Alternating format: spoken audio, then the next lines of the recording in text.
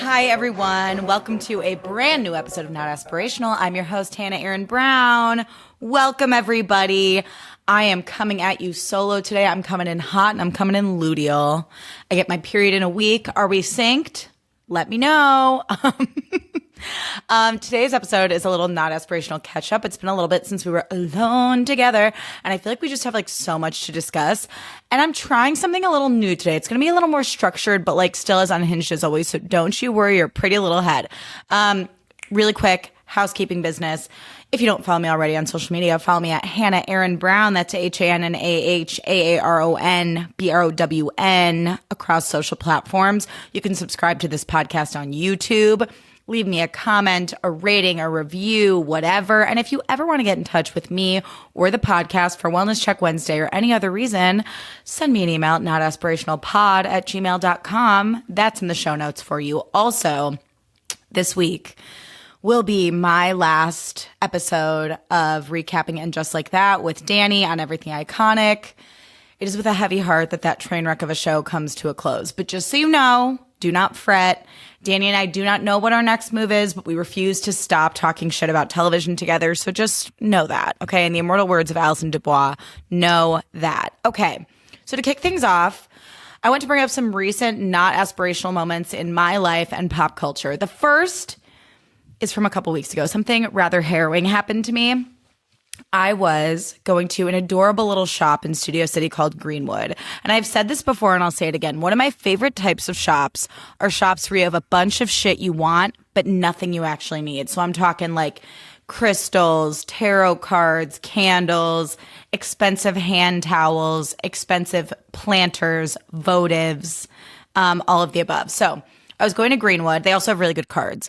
I was going to Greenwood to get my friend a birthday gift and a card. And this girl like comes up behind me, tiny little thing. Maybe looks like she's in her like early to mid 20s. And she goes, "Hey, I like your shorts." I was like, "Oh, thank you." And I'm like, "Oh, got them from Urban Outfitters." And I like put in my AirPod, keep walking. She walks with me. She's like, "They're so cute." And this girl just starts yapping at me. It's a full-blown Toyota yapathon, okay? And I'm like, okay, And I'm trying to be polite, but I'm like, this is odd, no? Like, this girl just keeps talking and talking and talking. And I'm like, I'm not like a freshman on campus at like freshman year orientation at Illinois State University. Like, respectfully, why are you talking to me? Like, why are you walking with me? I don't know what's going on here. And then I was like, is she about to mug me or is she working with someone and I'm about to get trafficked? That's where my mind goes. So I'm like, I'm about to get trafficked, but it's okay because I'm going into a store, right? And I'm like, I just will not leave the store until she's, I see that she's gone. And she goes, "Are you going to Alfred for a coffee?" I was like, "I'm not. I'm actually going in here. See ya." And she goes, "I love that store. You know what? I'm just going to go in with you." She follows me into the store. I'm like, what the fuck is going on? And everyone in the store is like, even though she's acting unhinged in the store, everyone's like, oh, they're like, everyone who works there. And I've like gone there enough times where like, they don't know me by name, but like we see each other. They're all like being super nice, joking around with her. And I had a moment of like, am I just a bitch? Like, am I just crazy? Because I'm getting the most off, weird energy from this person. And listen, it's Los Angeles. Listen, I don't know her life. Maybe she's having a manic episode. Maybe she's on drugs. I don't know. But there was something energetically with my spirit, I'm speaking for myself, very off with this young woman, okay? I wanted her to get away from me, and it's weird to talk to someone, walk with them, and then follow them into a store. It's weird behavior, okay? But then I realized everyone, one by one, all the employees and the shop owner started to side-eye her and understand what I was seeing because she did something a little weird. Her whole vibe was weird. She takes out this little like tester perfume and she goes, "And I was in here the other day and I accidentally took this with me. I'm so sorry. I accidentally took it with me, but it's really nice. I mean, I guess that's why I took it, right?" And they're like, "Totally, yeah." And the shop owner's like, "Okay, well, thank you for giving that back." all right. And she just keeps rambling and rambling. And I can tell that they're all like, and we're done here. And I'm not trying to sound like a wicked bitch when I tell this story. I am saying the older I get, the more I'm trying to trust my own gut, my own intuition, and know when something is off. And you don't always need to know why. You don't always need to rationalize it to yourself. If you feel uncomfortable around someone, you can always duck into a store, okay? And eventually she gave the tester perfume that she stole back, and then she left the store. And I didn't say anything to the other employees. For once in my life, I shut the fuck up. I just bought my friend birthday card, birthday candle, and then I left, okay? But how weird, right? Always trust your intuition. I still think maybe I was going to be trafficked. I don't know. And I don't say that as like trafficking, isn't that so casual and whatever? I'm saying something was off and I did not feel safe. Okay. Another not aspirational story. For my birthday, my sweet dad got me a pair of sunglasses that I really wanted from the brand Lexola. Okay.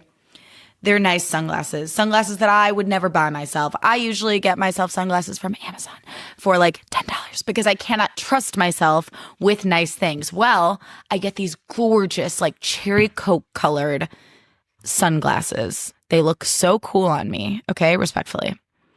The first time I wear them out of my house, I drop them on my way out of Orange Theory and the bottom of the frames get nicked by the sidewalk. And when I tell you, I called Jake and just immediately cried. I was like in Amazon Fresh, like sobbing, being like, I ruined everything. Because I do. I literally can't have nice things. I ruin everything. I was like, the day of my wedding, there was lip gloss on my dress. And Jake was like, but that was not your fault. You did not do that. You did not touch the lip gloss that day. So give yourself a break. But I crashed out over these sunglasses. And then I thought, I have to reframe this. For my own mental health, I have to reframe how I fuck up every nice thing I've ever had. And if you need this reframe, if you're a klutz like me, this is for you, baby.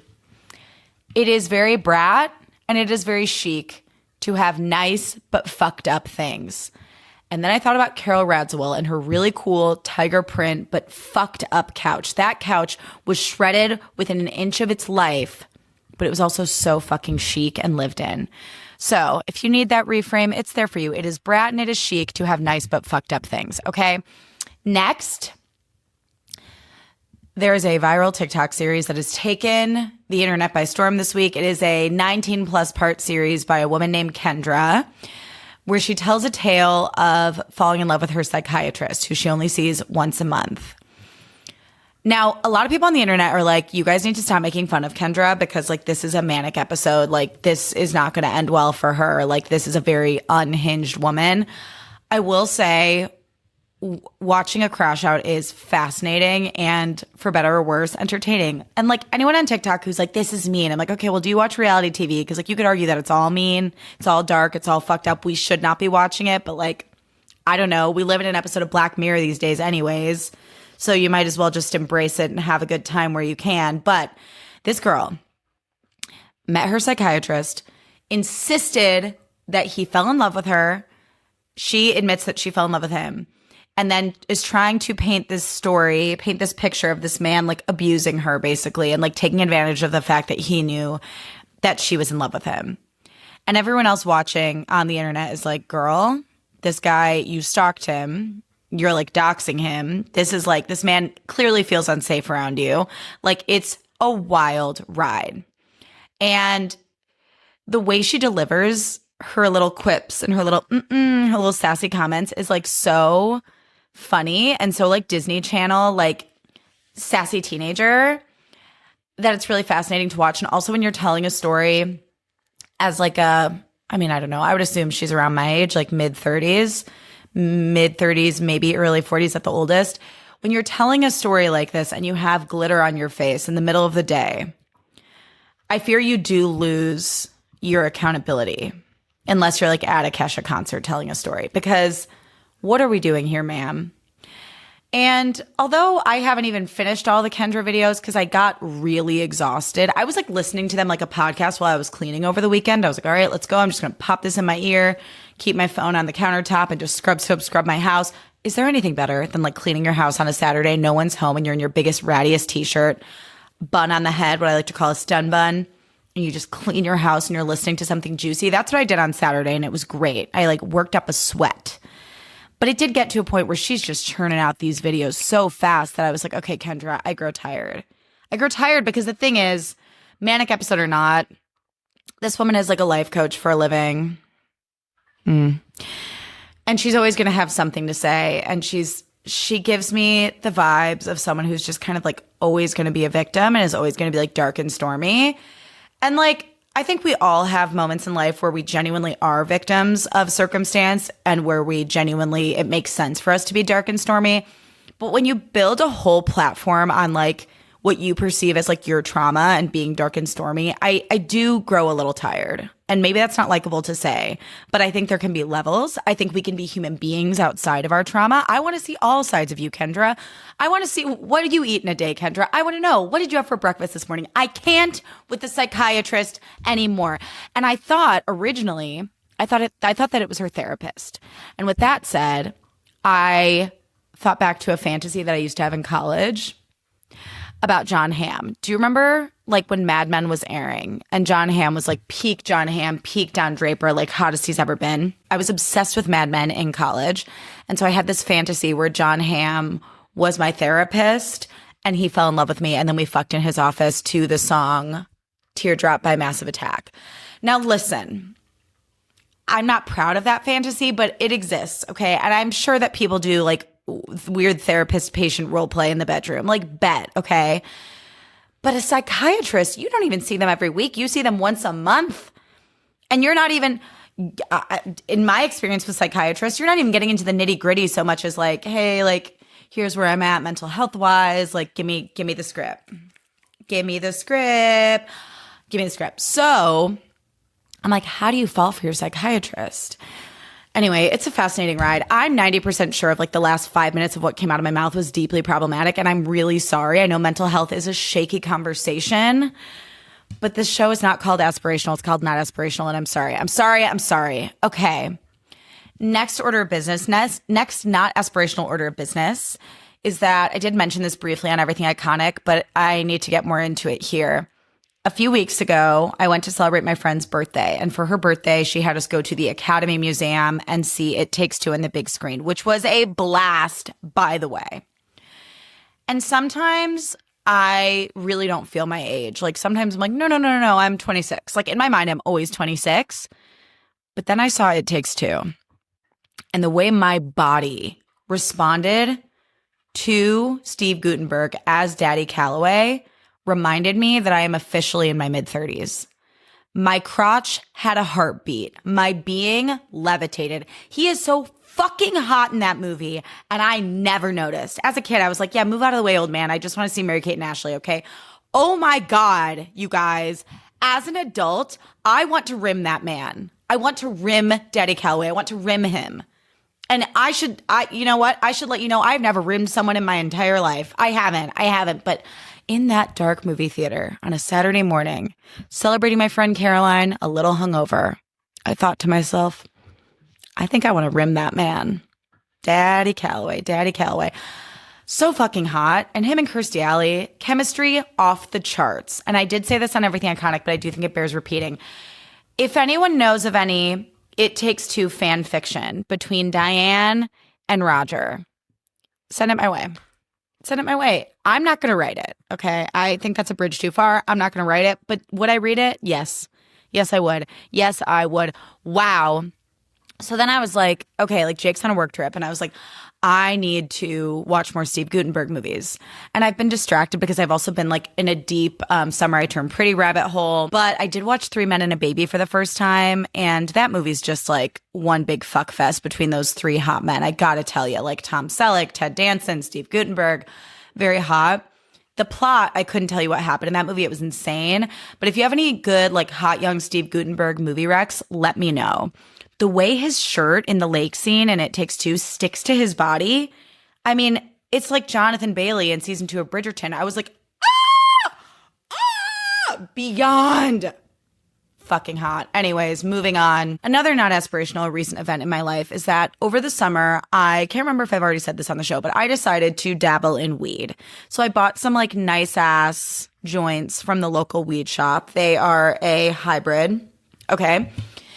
And the other night, I was like, I'm going to just get a little stoned and then do a workout and watch TV. Okay. Now, I think most of this summer when I've been what I thought was smoking weed, I think I've been smoking wrong. I think I've been doing it wrong. I think I've basically just been like trying to look cool. I don't think I was actually inhaling properly. Can you tell I like never smoke? So the other night I actually did inhale and I got high in the sky off like two hits. I was about to say 2 bumps. God, I'm such a loser. Okay, so I get a little high and I go to put on a 10-minute ab video. And when I tell you guys, that video felt so fucking long. It was so long. And I mean, it was like looking down the barrel of a loaded gun. It felt like time stood still. It would not move and my abs were on fire. And I just kept pausing it on YouTube and checking it and checking it and checking it. And it felt like only like 20 seconds at a time would pass. And I was like, but I have to finish it. If I don't finish it, I'm a loser. And that is not a nice way to talk to yourself. Don't do it. Okay. I'm judging myself for that.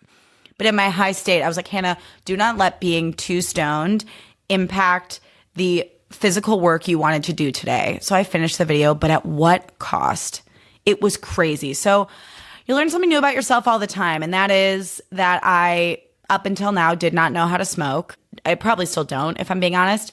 And that I am not someone who can get high and work out. I'm just not. I need to be full heating pad, bed mode, Diet Coke in hand, candle on, nonverbal, not being perceived. Otherwise, it's just not going to work. I walked to the store and got a Diet Coke today.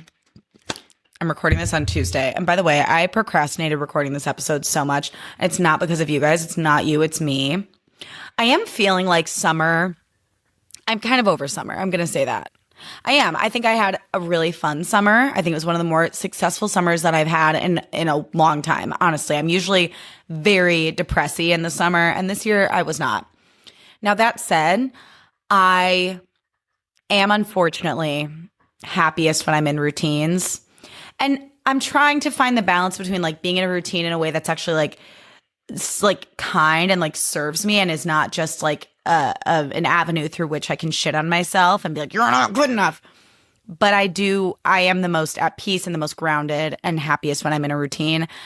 And I fully dropped off of my routine this summer. I mean, like for real, like from May on, it's just been like I've just been a silly goose. And today was the first time in months when I woke up early 2 hours before work. I got ready. I listened to a podcast. I journaled a little, did a quick workout video, and God, I feel so much better. So I kind of associate that with like back to school time. And I always say I get my shit together in the fall. Like fall is a great time for me spiritually. So I am ready for this back to school energy. I'm ready for fall. I'm ready for football season. Not that I give a shit about sports, but just because I like an excuse to like drink beer and eat buffalo wings on a Sunday. Just call me Kelly Cloran Ben Simone.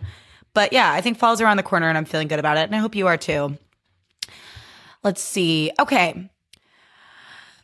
Aspirational mentions. Actually, you know what? No, before we get into that, a couple other things. What I've been listening to and binging lately that I want to recommend to you. First of all, there was a show on HBO within the last 3 to 5 years called Love Life, starring Anna Kendrick. There were 2 seasons. It is a very cute show. I love the writing. I love Anna Kendrick in it. There's a lot of really good actors in it. So season 1 follows Anna Kendrick, and then season 2, it's like an anthology style series. So she's in season 1, and then season 2 follows William Jackson Harper's story. Both seasons are great. Both seasons have amazing casts, and I highly recommend it. And I was really sad because that is a show that I would totally rewatch, but then they took it off of HBO, and recently I saw that they added it to Netflix. So if you're looking for a really good bingeable kind of rom-com-y, almost girls adjacent type show, I highly recommend Love Life. I think it is so, so good. Experiencing it just feels like a long movie, and it's a great binge, and it's really cute, and it's very uplifting and positive while also being very grounded and honest and having moments dramatic moments and then comedic moments. I think you'll love it. So check it out. Love Life on Netflix. Also, over the like week leading up to my birthday, I found this podcast called The Cult of Soul Cycle. And it's like an 8-episode podcast series about the rise and fall of Soul Cycle and how it came to be. And it is fascinating. Okay. I mean, I love cult fitness culture, like especially from the 2010s. It was such a crazy time. I'm actually currently on TikTok doing a deep dive into Tone It Up. If you're familiar, that sort of accidentally just started happening, but follow me on TikTok at Hannah Aaron Brown. So Soul Cycle was kind of a blind spot for me. I never experienced Soul Cycle because I was too poor, but I did work at a very toxic spin studio in West Hollywood called Cycle House. I didn't sign anything. I'm going to say it. Okay. So that said, I was curious about Soul Cycle because I didn't know much about it. And wow, this podcast series was excellent. It was crazy. It had lots of twists and turns.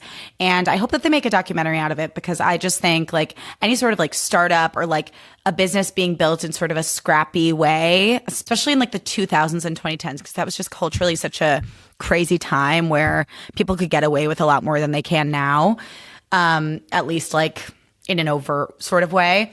I just love stuff like that. It's highly entertaining. So The Cult of Soul Cycle, check that out. And then next, I found a band, thanks to cool people on TikTok. I found this band that I love that I've been binging called Between Friends. And they have a very like Saltburn-esque kind of like Charlie XCX, Sophie kind of sound mixed with like 2010s recession pop vibes. And I just really like them. And someone in the comments was like, no, we're gatekeeping Between Friends. And I'm like, back the fuck off. I'm a newcomer to this band and I love them. So check them out, Between Friends. Next, I want to talk about a couple of phrases that I want to bring back. I was texting my friends about this, and I, as you all know, love to swear, and I want to broaden my horizons as far as catchphrases I use. You know how in like Never Been Kissed when they're like, oh my God, that's so Rufus. It's kind of fun to like have a catchphrase like either with yourself or your partner or your friends. And so I was like, these are catchphrases that I would like to integrate into my lexicon. And if they catch on with my loved ones, then all the better. So the first one is watch it. It is so funny to me. I think of like a parent in the 90s being like, hey, watch it. And it's like coming from me, like, what am I going to do? But I just like the idea of saying watch it to somebody. Also, honorable mention, watch your mouth. You know what? Watch your mouth. I want to say that to like trolls on TikTok in the comments. Watch your mouth. Or this is not one that I had on my list, but just that came to mind. Who are you talking to right now? I like that one. Who are you talking to right now? Watch your mouth. Watch it. See? All vibes of like empowering without cursing. And not that I have anything against cursing, but I just think talking the way our parents did in the 90s is very funny to me. Also, I saw the TikTok creator Bomanizer. I love him. He made a video about the phrase, have you lost your mind? And I really like that one. If someone does or says something really far out, just say, have you lost your mind? That's hilarious to me. And then finally, my favorite of the bunch is one that I recently used on TikTok when I found out that Wes Wilson was starting a podcast with some like Republican athlete who's relevant to me. And that is, this is one that you can say when you end up being right about something. Well. It just feels so good to say. It's just deliver it with the smuggest tone possible. Well. Or if you run into someone somewhere that you weren't expecting to see, well. It's just something about it makes me feel like Eddie Haskell and Leave It to Beaver. And that feels right to me. Spiritually, that feels right to me. So to review, watch it, watch your mouth.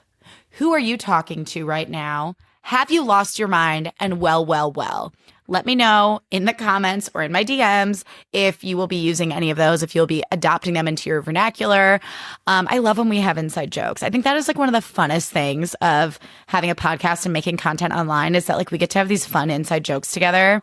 And so hopefully those phrases can be of good use for all of us. Okay.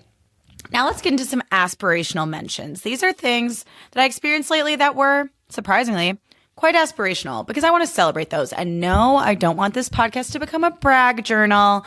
I'm only talking about them because I think they might be mildly entertaining. Now, couple weekends ago, Jake and I went to Santa Barbara to see Maren Morris. We love Maren Morris. Our first dance was to her song, The Bones. We saw her once like a handful of years ago, and she was playing at the Santa Barbara Bowl, which if you've never been is so beautiful. And we are so lucky because one of Jake's really good friends lives in Santa Barbara. And we were supposed to go with her and her fiance, but they actually ended up being out of town, and they were kind enough to let us use their place, which is in a really great location in Santa Barbara. So we got to stay there for free and then head to the concert. And it was a really fun, chill weekend. We went to this really cool spot called Cold Spring Tavern, which is literally a building from the 1800s. It's like a big property that just goes and goes and goes. And they make all this amazing bar food. Onion rings, fries, all kinds of sandwiches, burgers. The people who work there are so kind. They are so on their shit. They have cool, like old-timey souvenirs. It's like up in the mountains. It's a really, really cool experience. So it was just so fun to just go somewhere different with Jake and have a weekend, just the two of us together, to explore and dick around and then culminate in Maren Morris. Also, the band Truesdale opened for Maren, and I had never heard of them. They are so good. If you like early Haim, I highly recommend checking out Truesdale. And yeah, we went on like a morning coffee walk the day of the concert, and then we chilled at Jake's friend's place for a while, and then we went to the concert. The only downside of the concert was Jake and I were like in a pretty good section, but we weren't like super close to the stage. We were like kind of in the middle section at the Santa Barbara Bowl, and we were standing like the whole concert because we love her and we love all of her songs. We were like singing along and having a really great time together. And people were like really mad at us for standing up. And you know the song, The Middle, like, why don't you just meet me in the middle?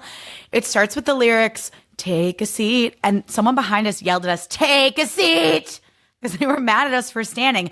And then during the song Holy Smoke, which is a very meaningful, important song and really speaks to like Maren Morris's beliefs about like where our country stands in this day and age, Jake and I were singing along and like swaying, and people started like pelting us with candy to get us to sit down. And I was like, this is really dark, weird behavior for a fucking Maren Morris concert in Santa Barbara on a Sunday night. Like, are you okay?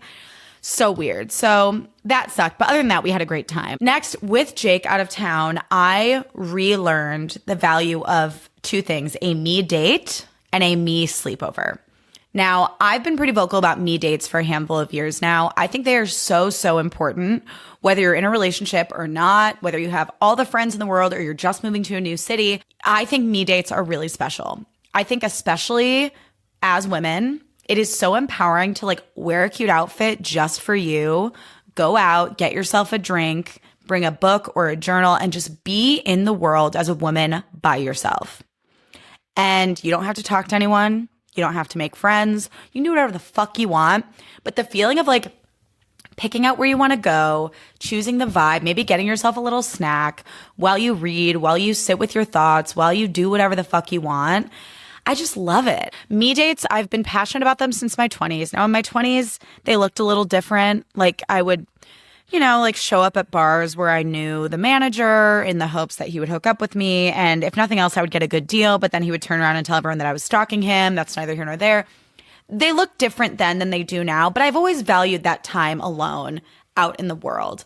And I think when you're older, when we're all old and wrinkly, we will never regret the feeling of putting on a cute outfit, wearing a shade of lipstick that we like or a perfume that we like, and hitting the town.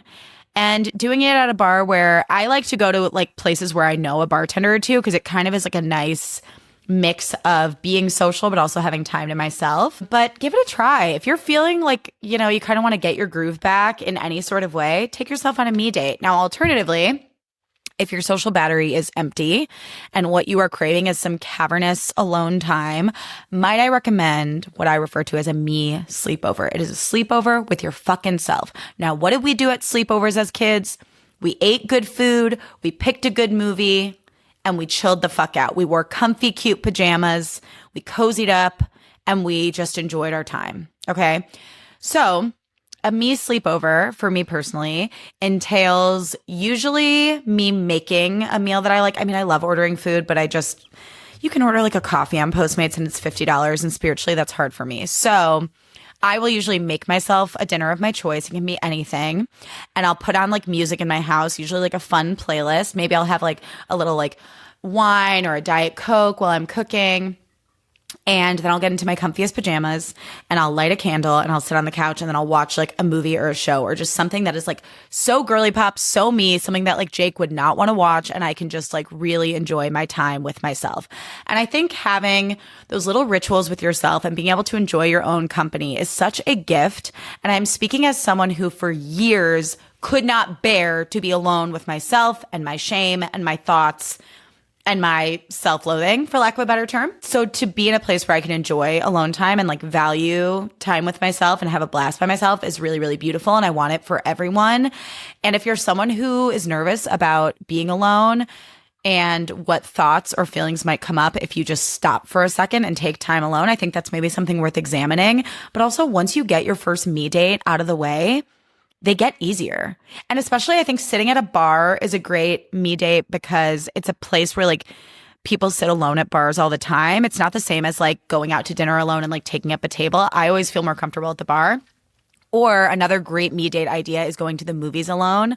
Just going, wearing something comfy and cozy, getting a big popcorn or a fun like movie snack, bringing your favorite candy and getting a big soda or a movie theater wine, and just seeing a movie that you want to see by yourself and not feeling like anyone is perceiving your reactions. No one cares. No one's paying attention to you, and just cozying up in the dark by yourself. Oh, that is a great me date in general, but a great me date if you're like new to them and you want like a starter me date. So me dates and me sleepovers, give them a try and DM me if you try them. Let me know what you think. Okay. Jake did something that was really hot recently, and I don't want to be like, my husband, meaning, but I want everyone, every man in this world, specifically every straight man in this world, because we all know they need the most help, to know that this is the hottest thing in the world. I went to the Penmar with Jake and a group of friends. And if you've never been there, I had never been there before, but it's a golf course that has like live music and everyone brings like blankets and chairs and, you know, there are like drinks and food and it was so fucking fun. But one of the drinks, like our group accidentally kicked over a drink in someone else's group next to us. And Jake gets up and he taps this girl on the shoulder and he goes, "Hey, can I get you another drink? I'm so sorry about that." And she was like, "It's really okay." I was like almost done. Jake's like, "No, it's really fine. Like, we'll get you another drink." And I just thought it was like so attractive that he was so thoughtful and like nice to a stranger and wanted to make sure that like her night wasn't, you know, like her vibe wasn't fucked with because of like an innocent accident.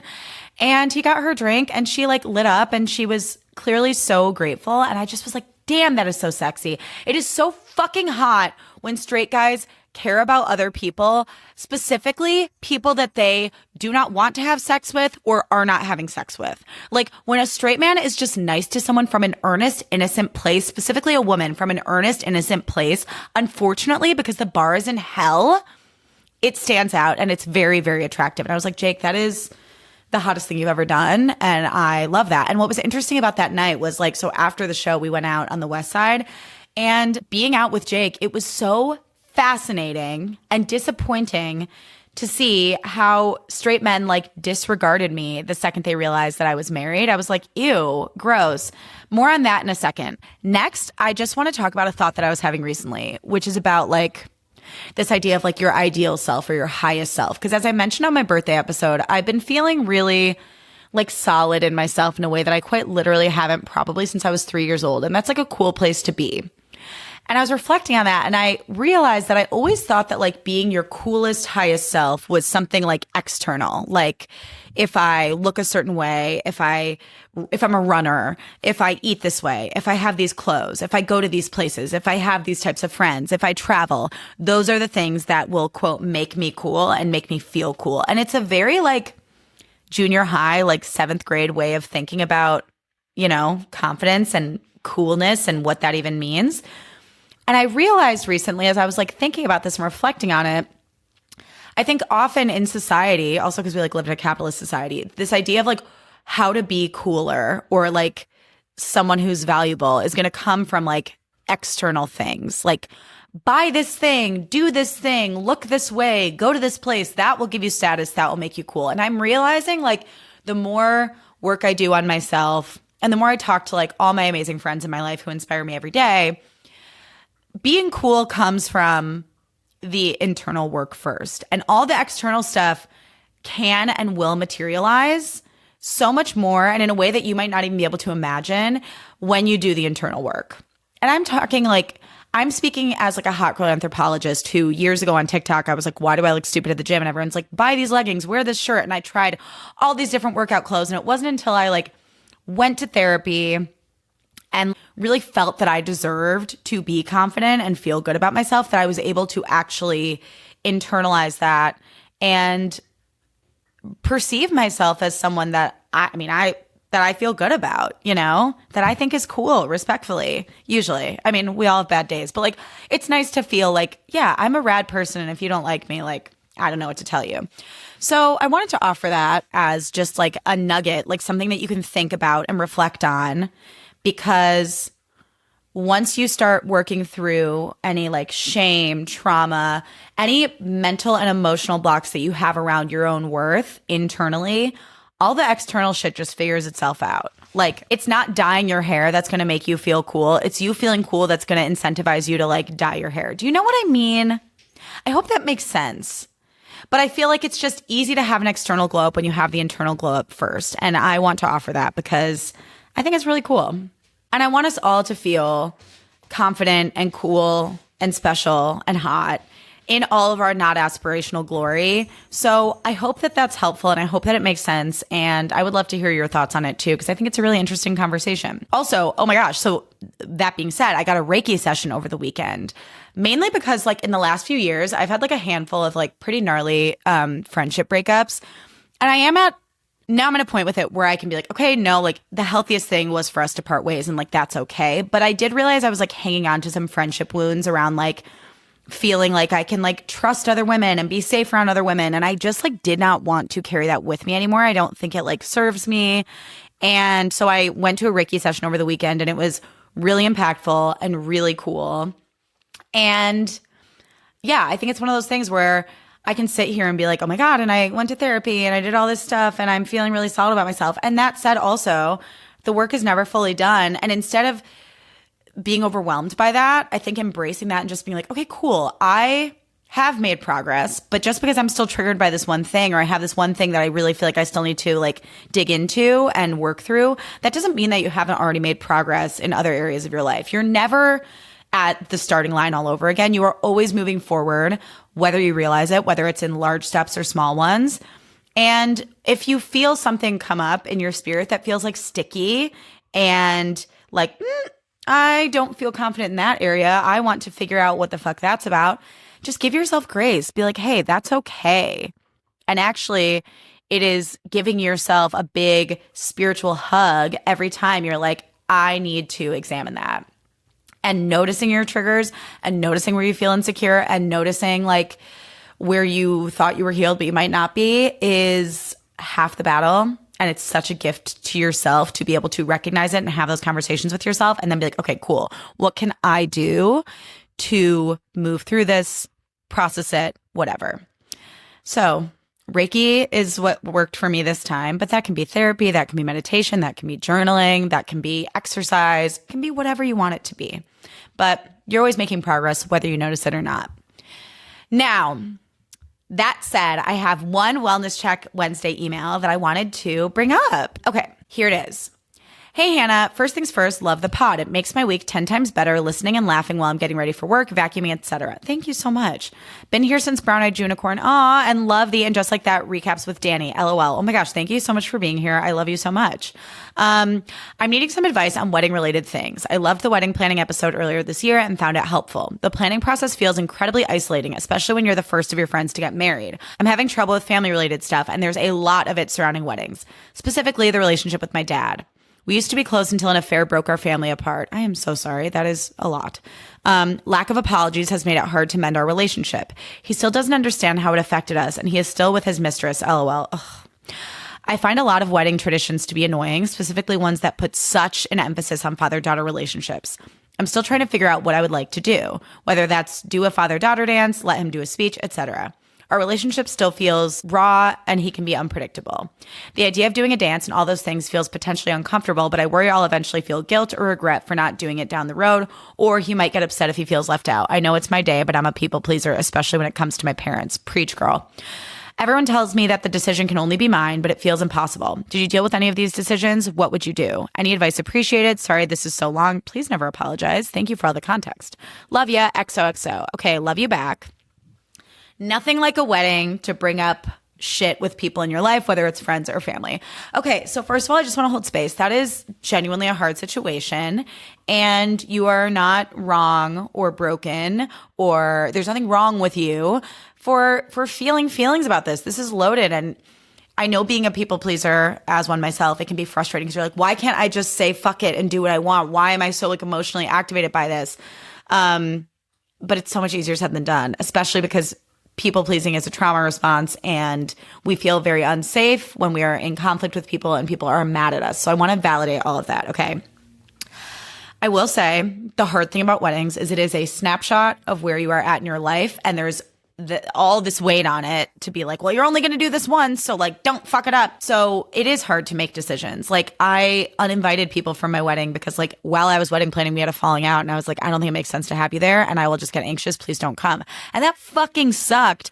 But also, I remember that day I thought, thank God I trusted myself. Thank God I made that decision, because I could look out on my wedding day and feel fully safe and held by the people who were there. So when it comes to these wedding planning traditions, there is a couple of things that come to mind. First of all, with boomers, like I feel like their generation is like, well, they're very much like a generation of people pleasers where they're like, well, you have to do this because that's just what you do. And it's the nice thing. It's a nice thing to do. But it is at the end of the day, your day. And if you find those traditions annoying in general, regardless of your dad's affair, that's okay. And you can be like, you know what? That one's just not for me. And I will also say that your guests are none the wiser. Your guests are just trying to show up and like dance and eat and have fun and celebrate you guys. I don't see anyone being like, oh my God, she didn't have a first dance with her dad. And also, worst case scenario, even if that did happen, it's not your business. It will never get back to you. You will never know. What you will know is if you feel uncomfortable or embarrassed or put on the spot on your wedding day doing something that does not feel right with your spirit. So here's what I want to offer you. Maybe dad gets a speech at the rehearsal dinner, or like you do letters from your parents to you guys so that it's a little bit more of a private moment, and you make it more about just like you and your partner being like, hey, we want to do this in more of a private way. Maybe like instead of your dad walking you down the aisle, it's like your mom and dad. A lot of people do both of their parents these days. Like, also, I don't know where your parents stand with each other, and it's like so annoying that he's still with his mistress. Ugh.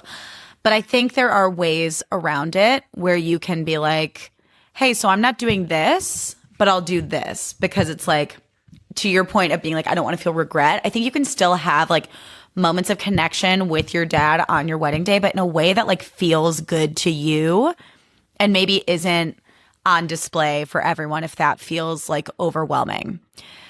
The other thing too is like, I don't know. I mean, I have like a pretty good relationship with my dad, and I will say that father-daughter dance feels so fucking long, so long. Oh, another option could be you could do a father-daughter dance, but you could only do like a minute of a song. Like you can keep it short and sweet, honey. My dad and I did a whole song, and I was like, love and light to my dad, but like, have we been out here? It felt like when I was high doing the Pilates video, I was like, have we been out here for 800 years or what? So that's another option. You could do a father-daughter dance, but do it really quick and short. Maybe the compromise is you do a short father-daughter dance, but then he doesn't get to make a speech. Like, I think there's like a way to give your dad like a little bit of a moment with you so that you don't have to feel guilty. You don't have to feel regret, but you can also be like, this is enough for both of us. And it still honors my boundaries around what I can take as far as like how involved I let my dad be in my wedding day. I hope that is helpful. Also, feel free to DM me. We can sift through this more.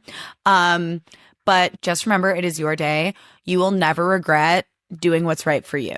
You could possibly regret doing something that compromises your own emotional well-being on your wedding day, because there's only so much you can control on your wedding day. It's a lot of stimulation. It's a lot of attention. It sounds like you know yourself pretty well. I think the question you need to ask yourself is, are you going to be more anxious making the boundary and saying, no, we're not doing this? Or are you going to be more anxious if you do some sort of thing that involves your dad? My recommendation is definitely short and sweet father-daughter dance. That's where my heart's going, because He doesn't get a microphone. He doesn't get to say anything, but there's some cute pictures of you dancing with your dad. The song can be short and sweet. Maybe he can help you pick the song. And even if it's kind of like a bullshitty moment, it's like, okay. And then you can just keep it fucking moving. If that doesn't resonate, literally tell me to fuck off and throw it away. But that's where I landed on this. I'm here for you. Congratulations on your wedding. I know that the planning process is, to your point, so isolating, so overwhelming. You feel like you're on planet bride and everyone else is on like planet regular life. And like, you're like, wow, I never saw myself being someone who constantly just talked about myself in my wedding, but here we are. It's okay. You are allowed to feel this way. You are allowed to take up space. This is like one of the only excuses in your life that you have, like the best excuse to take up space. And all the like real ones in your life will fucking get it and support you and be there for you.